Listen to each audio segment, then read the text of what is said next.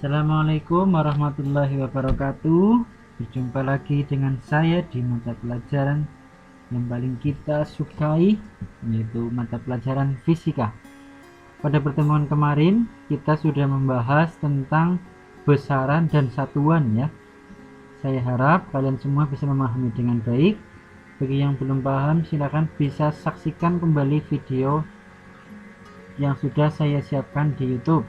Nah, untuk pertemuan kali ini kita akan membahas tentang pengukuran. Ini juga di SMP pasti sudah dibahas oleh Bapak Ibu guru kalian semua dulu. Tapi kita akan mengingat-ingat kembali karena nanti ini merupakan dasarnya fisika begitu ya. Mengukur dan lain-lain itu merupakan dasarnya fisika. Nah, kalian pasti bagi yang punya adik ini pernah mengantar adiknya mungkin timbangan ya di posyandu. Ini sebenarnya berarti massa tubuh dari adik ini sedang diukur gitu. Kemudian saat dokter ini mengambil obat dari botol ya, ini juga sebenarnya sang dokter ini sedang mengukur volume obat agar sesuai dengan dosis yang tepat gitu. Ini berarti sang dokter sedang mengukur. Ini juga yang bawahnya, yang ini gambar perawat, dia sedang menggunakan tensimeter ya. Ini sedang mengukur tekanan darah. Kemudian yang ketiga ini ada, yang terakhir yang keempat, sedang mengukur panjang patungnya. Ini sedang dibuat kerajinan-kerajinan, diperlukan pengukuran yang tepat agar dihasilkan kerajinan yang sesuai. Nah, dari beberapa contoh kegiatan pengukuran yang dilakukan tadi, bisakah kalian mengambil kesimpulan sebenarnya apakah pengertian pengukuran? Baik, akan saya jelaskan. Pengertian pengukuran ialah membandingkan suatu besaran dengan alat ukur yang sudah ditentukan satuannya. Misalnya tadi ketika tukang batu sedang mengukur batu bahan yang diperlukan untuk membuat kerajinan, berarti aslinya tukang batu itu sedang membandingkan dengan alat ukur yang sudah ditentukan satuannya ya, berarti dengan mistar. Satuan bakunya meter, tapi hasilnya kan ada sentimeter, desimeter. Saya contohkan hasil pengukuran, misal hasil pengukuran panjang diperoleh hasilnya itu 50 cm, berarti 50 merupakan nilainya, cm merupakan satuannya. Kemudian hasil pengukuran massa misalnya diperoleh 5 kg, misal menimbang beras begitu 5 kg, berarti 5 itu adalah angkanya, kilogram satuannya. Kemudian hasil pengukuran waktu, misal menunjukkan hasilnya itu 1 jam, berarti 1 itu merupakan angka atau nilainya, jam ini merupakan satuannya. Mari kita masuk ke pengukuran panjang. Alat ukur yang akan kita bahas pada kesempatan kali ini yaitu mistar, jangka sorong, dan micrometer screw. Nah, kalian pasti sudah pernah menggunakan alat ini ketika di SMP, sudah pernah praktek juga, saya yakin itu. Tapi supaya lebih paham lagi, diulangi lagi penjelasannya. Ini contoh-contohnya, ini adalah contoh dari mistar ya. Kemudian ini contoh dari jangka sorong. Ini ada jangka sorong digital ya, jadi hasil ukurnya bisa langsung dilihat di sini di layar ini. Kemudian yang ini adalah micrometer screw. Kalau jangka sorong biasanya digunakan untuk mengukur lebar diameter kaleng misal. Nah, kalau yang ini micrometer screw biasanya digunakan untuk mengukur tebal kertas, bisa. Atau ada ini alat yang unik ya, Ini meteran yang biasanya dipakai oleh penjahit untuk mengukur ukuran baju dan pola-pola baju tersebut. Ini juga alat ukur, berarti ini mengukur panjang, begitu. Nah baik, mari kita bahas alat ukur panjang. Yang pertama yaitu jangka sorong. Jangka sorong ini digunakan untuk mengukur salah satunya diameter kelereng atau diameter kaleng, begitu. Nah ketelitiannya ini lebih teliti daripada mistar itu ya. Kalau mistar kan ketelitiannya hanya 1 mm. Ketelitian itu ibaratnya satuan terkecil yang ada di situ gitu ya. Ada juga yang sampai 0,05 mm, bahkan ada yang sampai 0,02 mm. Ini saya tampilkan seperti apa. Nah ini alatnya ya.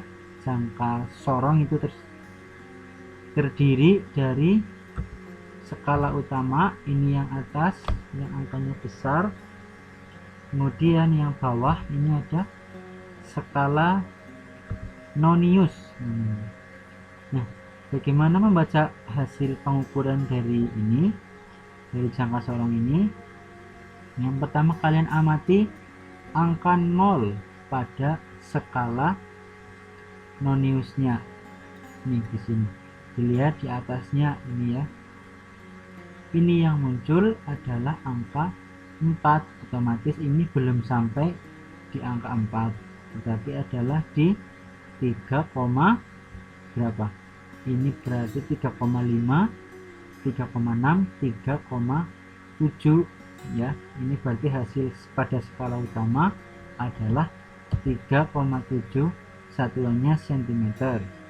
Nah kemudian dilihat pada skala nonius. Pada skala nonius angka yang berimpit adalah ini ya, sudah ada tanda merahnya.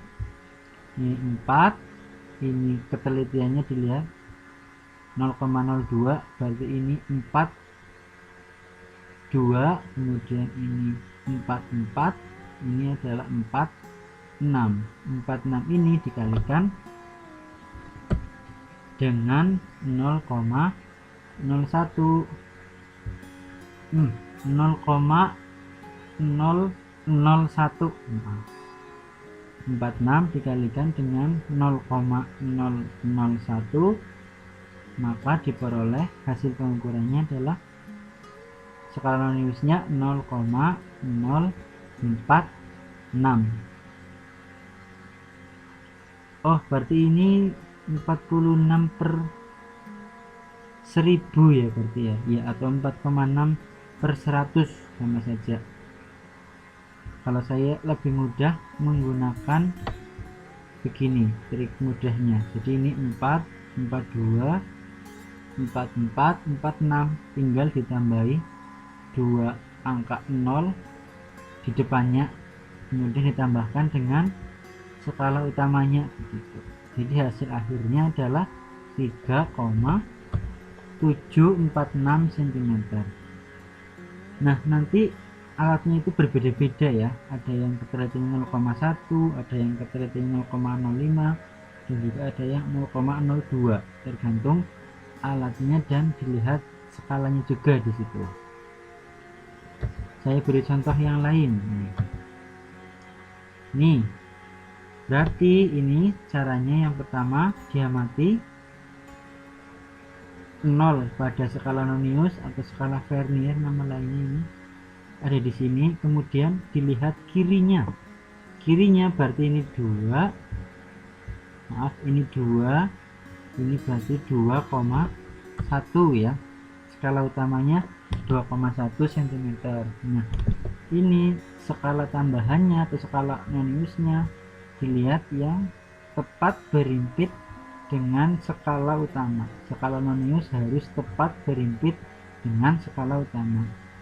Nanti ini 0, 1, 2, 3, tinggal ditambahi 0,03, berarti kayak tadi dikalikan 0,01, ketemunya 0,03, ditambahkan hasil akhirnya adalah 2,1 13 cm.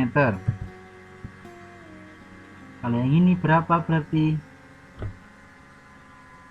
Dilihat nolnya ada di sini, berarti ini adalah pembacaan skala utamanya, dilihat kirinya. Ini 2,5, 2,6, 2,7. Kemudian dilihat mana yang berimpit, mana yang berimpit dengan atasnya. Ini berarti ya, ini berarti ini adalah 6 kali 0,01, hasilnya 0,06, maka hasil akhirnya ditambahkan 2,76.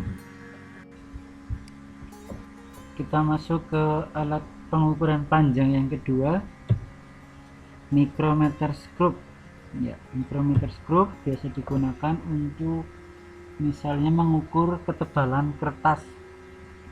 Ya, ketebalan kertas kan sangat tipis sekali, tapi ini bisa kita ukur dengan micrometer screw karena ketelitian micrometer screw ini mencapai 0,01 mm.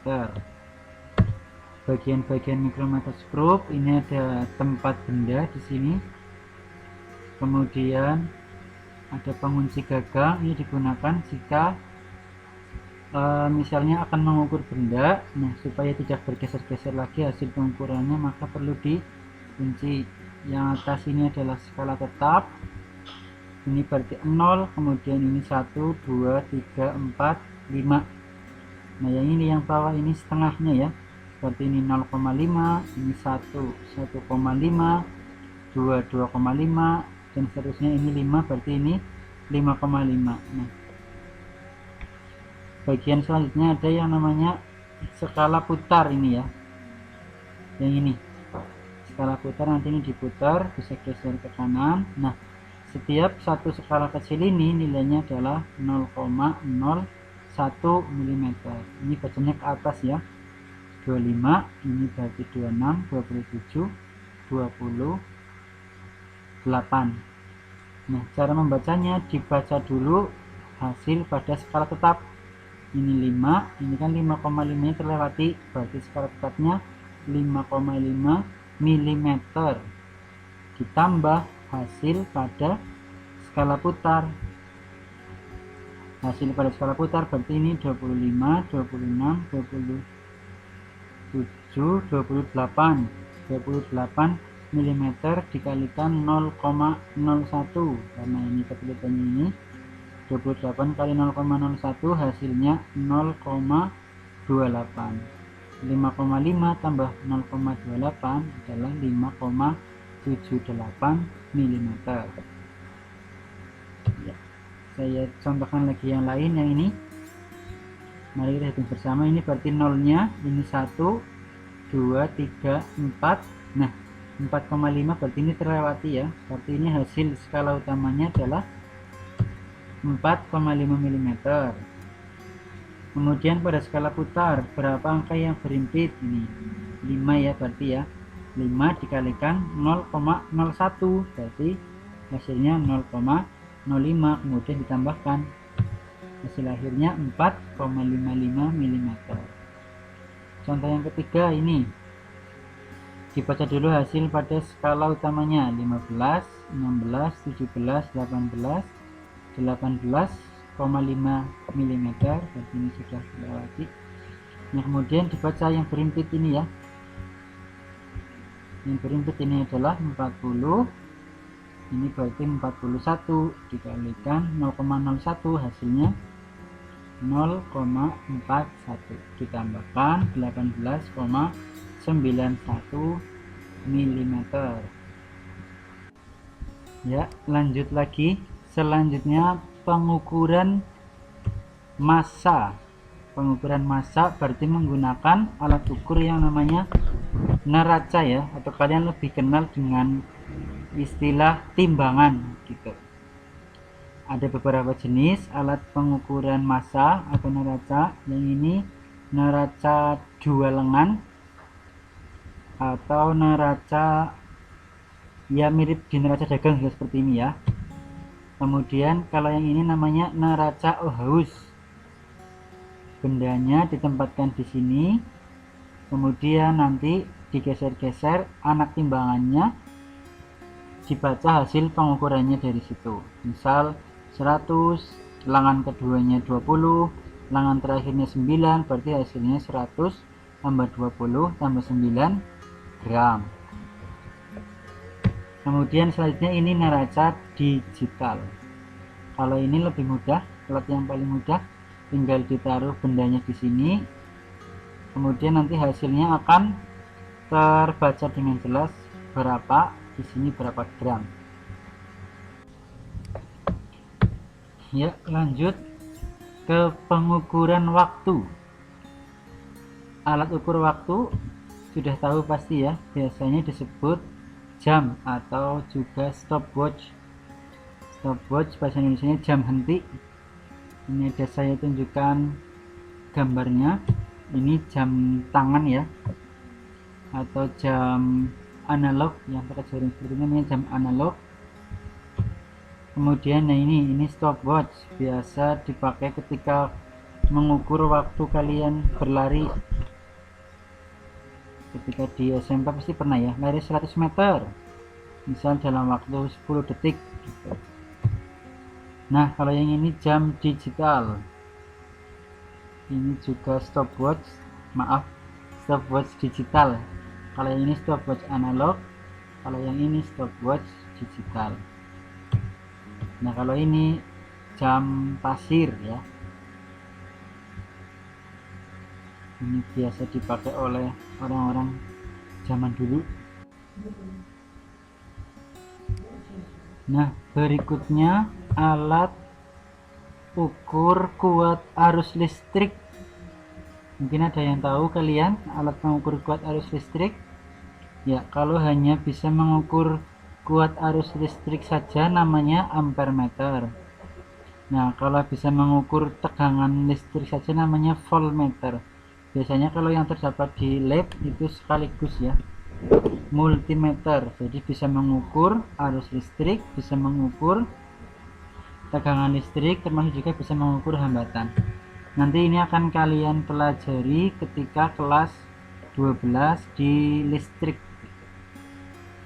Ini contohnya seperti ini ada multimeter analog, ini ada digital multimeter. Nah, kalau ini LED test pen hanya untuk menguji dia ada arus atau tidak begitu, tapi tidak bisa menguji besarnya, tidak bisa mengukur besarnya berapa arus yang lewat. Ini kan berarti nanti ditancapkan ke dua titik yang beda potensial gitu. Kemudian kalau ini nyala berarti dia ada arus listriknya. Ya, lanjut pengukuran suhu ya. Suhu kan bahasa Inggrisnya termo ya, temperature artinya. Nah, kalau alat ukur suhu namanya termometer. Ada beberapa jenis. Ini termometer Celcius ya. Yang tiga lainnya ada termometer Fahrenheit, kemudian termometer Raymond atau termometer Kelvin gitu. Sekarang juga ada yang lagi ngetren adalah termogan. Ini menggunakan inframerah, nanti tinggal diarahkan saja ke jidat misalnya, nanti sudah terbaca berapa suhu orang tersebut gitu. Selanjutnya pengukuran intensitas cahaya. Nah, namanya luxmeter. Nah, gambarnya seperti ini. Ini juga caranya pakai luxmeter digital ini ya, tinggal diarahkan ke tempat yang bercahaya, nanti ada hasil pengukurannya, sudah tinggal dibaca angkanya di situ. Alatnya namanya luxmeter. Kemudian ada pengukuran jumlah zat. Nah, ini namanya refraktometer. Ini alatnya bisa kalian lihat, kemudian bisa dibaca-baca juga materinya di LKS. Nah, ini pengukuran volume menggunakan gelas ukur ya. Nah, ini gelas ukur yang ada di laboratorium fisika SMA Binus, ini ada alatnya. Nanti sudah ada skalanya, tinggal mau mengukur volume berapa mililiter. Ini berguna sekali ketika melakukan uji coba. Kemudian ini juga alat suntik ya, ini juga ada skalanya berapa mililiter. Jadi misal kalau dokter mau menyuntik itu disesuaikan dengan dosis berapa milinya, di sini takarannya. Nah, atau pakai ini, pakai gelas ukur yang ada lubangnya, di sini. Kalau misal batu dicelupkan, maka dia volume airnya akan naik, kemudian tumpah. Berarti ini volume yang tumpah sama dengan volume batunya. Ya, cukup sekian untuk pertemuan pada kali ini.